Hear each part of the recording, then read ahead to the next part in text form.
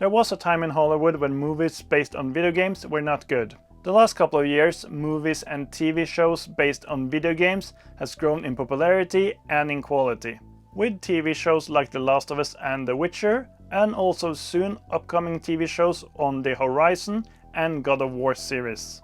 Successful movies like this year's Super Mario Bros. Movie, which you can see my review of in the description down below, Uncharted, Detective Pikachu, and the latest Mortal Kombat movie. This is the second movie from PlayStation Productions, based on the PlayStation video game IP. The Gran Turismo games is one of PlayStation's most iconic video game IPs, and has been a part of PlayStation consoles since the first PlayStation. And this is my review of the Gran Turismo movie.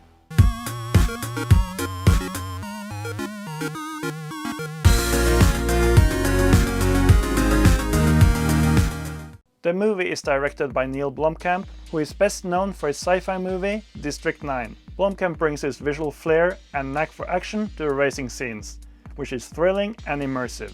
Adapting a sim racing game into a Hollywood movie could have been a difficult task, but luckily the real-life underdog story of gamer Jan Marrenborough, who after being amazing at driving in PlayStation's Gran Turismo games, gets a one-in-a-lifetime opportunity to compete in a competition of becoming the first sim racing player to race in real life for Nissan and competing in some of the most prestigious races in the world, such as the 24 Hours of Le Mans. If you have ever seen a movie about an underdog hero, then there is nothing revolutionary in story or characters in this movie. Archie Madekwe plays Jan with charisma and charm. He shows great range of emotions to prove that a regular guy that plays video games could succeed in becoming a real race car driver.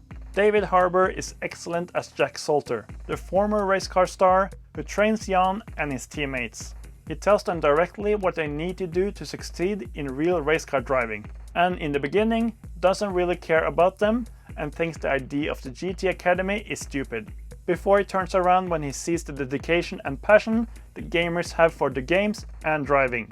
The best Gran Turismo players in the world get a chance to compete in professional racing. Orlando Bloom is convincing as Danny Moore, the ambitious marketing executive who comes up with the idea of the GT Academy to the Nissan executives that gamers that play sim racing games could become great ambassadors for their brand. Jimoon Hunsu and Gary Halliwell Horner play Jan's parents. All you do is play video games with some crazy dreams of racing cars. Dad, you're the one that told us to always do something we love. Who have different opinions about his dream. They both act very well, and one of the scenes with Jan's father made me cry. Some of the events in the movie has been moved around or changed to make a more interesting and dramatic narrative, but the core of Jan's Cinderella story is still present. The movie shows off the latest Gran Turismo 7 game and the PlayStation 5, even though Jan was playing Gran Turismo 5 on PlayStation 3 when he joined the GT Academy in 2011. The visuals in the movie are amazing, from the look of the cars to the color and lights. Neil Blomkamp and his camera team adapted the camera positions from the game very well into the movie. From the classical bumper and cockpit view to the very cool third-person angle behind the cars from the game. I would have loved to have more scenes with this camera angle. He also uses some clever techniques to show how Jan and his fellow gamers use their skills and knowledge from the game to adapt to real-life driving. For example, he overlays virtual cars, racing lines and track position on the screen to match the graphics from the games and illustrating Jan's strategy and vision. To use and shoot real cars with a combination of actors and stunt drivers, the real Jan was acting as a stunt double for Archie Madekwe, was genius and made all the racing sequence more real. The audio of the movie was also another positive part. The VFX and car engine sounds was really on point and enhanced the action in the most intense and dramatic racing scenes. The original soundtrack and the licensed songs was well selected and fitted the movie well, and it even had some of the songs from the latest GT7 game.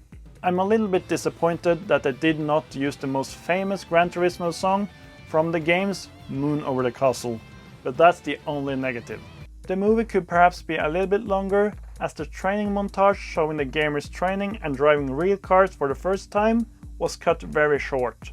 You see almost everything of this in the trailer. And except for the first and last race, the races in between are very short. And I think the best parts of the movie is when the amazingly shot and edited racing sequences happens. Ready to bring this home? Let's go.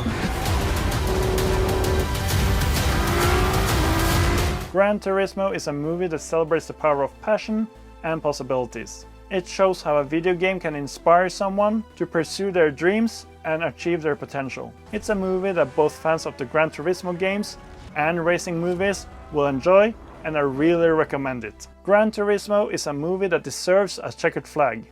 So have you seen the movie and what do you think about it? Let me know in the comments below. If you like what you see and want to see more, then click the subscribe and like button. I'm Gamer for Fun, and I will see you in the next video.